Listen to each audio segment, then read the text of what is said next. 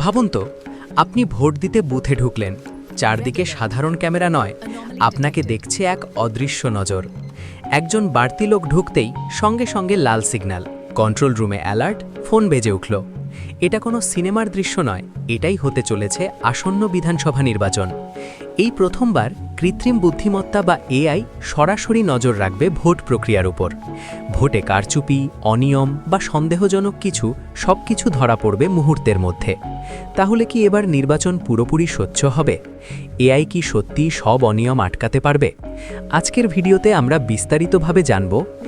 প্রিয় দর্শক বন্ধু, আপনারা দেখছেন জঙ্গলমহল এনজিও টিভি। নির্বাচন কমিশনের এই নতুন এআই প্ল্যান কতটা শক্তিশালী এবং কিভাবে কাজ করবে? কেন এআই দরকার হলো?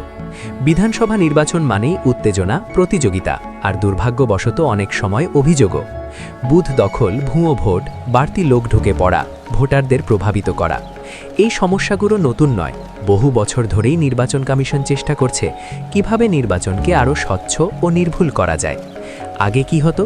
শুধু নিরাপত্তা বাহিনী, সাধারণ সিসিটিভি, মাইক্রো অবজারভার। কিন্তু এগুলো সবই মানুষের ওপর নির্ভরশীল।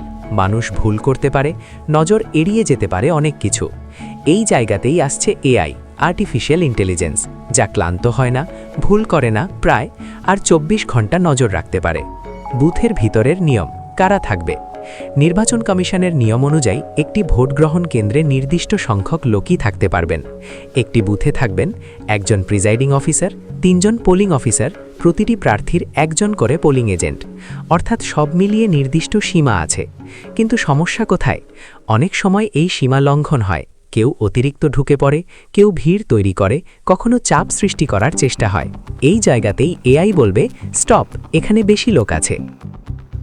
এআই কিভাবে কাজ করবে? এবার আসি সবচেয়ে গুরুত্বপূর্ণ অংশে। এআই ঠিক কিভাবে কাজ করবে? প্রতিটি বুথে বসানো হবে ওয়েবক্যাম, শুধু একটা নয়, প্রয়োজন হলে একাধিক। এই ক্যামেরাগুলো লাইভ ভিডিও পাঠাবে একটি সেন্ট্রাল কন্ট্রোল রুমে। এআই কি করবে? ক্যামেরার ভিডিও বিশ্লেষণ করবে, প্রতিটি মানুষকে আলাদা করে শনাক্ত করবে। স্ক্রিনে প্রত্যেককে একটি বক্স বা রেক্ট্যাঙ্গেল দিয়ে চিহ্নিত করবে। অর্থাৎ আপনি স্ক্রিনে দেখবেন যতজন মানুষ ততগুলো বক্স। এবার ধরুন একটি বুথে থাকার কথা 10 জন, কিন্তু দেখা গেল 11 জন আছে। সঙ্গে সঙ্গে কি হবে? স্ক্রিন লাল হয়ে যাবে, অ্যালার্ট চলে যাবে কন্ট্রোল রুমে। অফিসাররা সঙ্গে সঙ্গে ব্যবস্থা নেবেন। সন্দেহজনক আচরণেও নজর।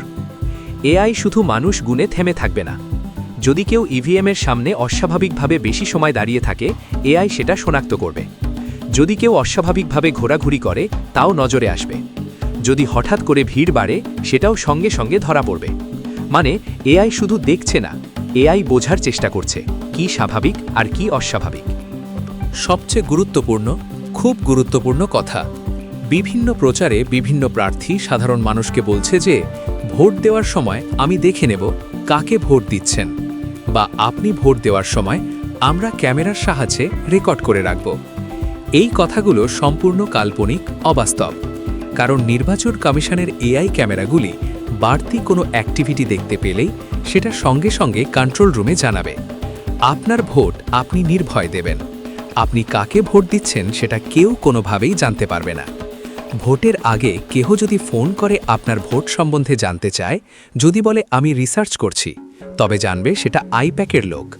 আপনি ফোন কেটে দেবেন। কন্ট্রোল রুম, পুরো সিস্টেমের ব্রেন। এই পুরো ব্যবস্থার কেন্দ্রবিন্দু হল সেন্ট্রাল কন্ট্রোল রুম। এখানে বসে থাকবেন প্রায় 200 জন মাইক্রো অবজারভার। তারা কি করবেন? একসঙ্গে 500টি বুথের লাইভ ভিডিও দেখবেন। সন্দেহজনক কিছু দেখলেই ব্যবস্থা নেবেন। সরাসরি ফোন করবেন প্রিসাইডিং অফিসারকে। এখানে থাকবে 10টি telephone line, toll free number. সাধারণ মানুষও অভিযোগ জানাতে পারবেন।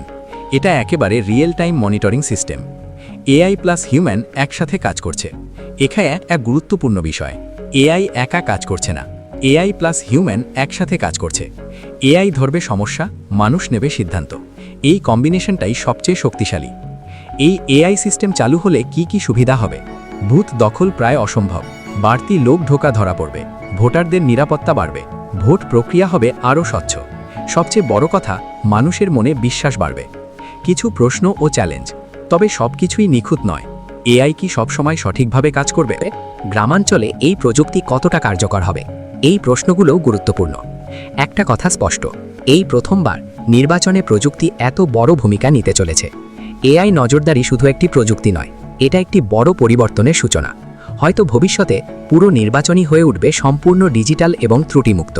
এখন দেখার বিষয় এই নতুন ব্যবস্থা বাস্তবে কতটা সফল হয়। ভিডিওটি যদি ভালো লাগে লাইক করুন, আপনার মতামত কমেন্টে জানান, শেয়ার করুন, আর এমন গুরুত্বপূর্ণ আপডেট পেতে চ্যানেলটি সাবস্ক্রাইব করতে ভুলবেন না। Red alert. Anomaly detected.